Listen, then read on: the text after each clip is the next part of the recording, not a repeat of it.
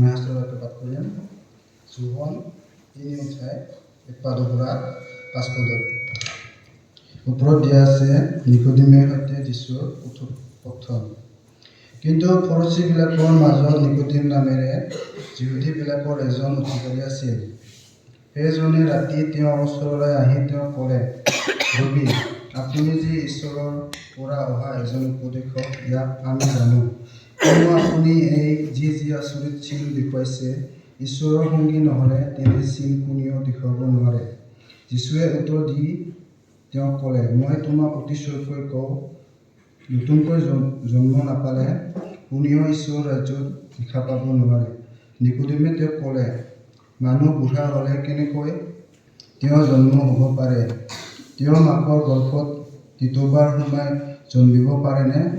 যীশুৱে উত্তৰ দিলে, মই তোমাক অতিশয়কৈ কওঁ, জল আৰু আত্মাৰ পৰা জন্ম নাপালে কোনেও ঈশ্বৰৰ ৰাজ্যত সোমাব নোৱাৰে। ঈশ্বৰৰ বাক্য সকলোৰে ওপৰত থাকক। আমেন।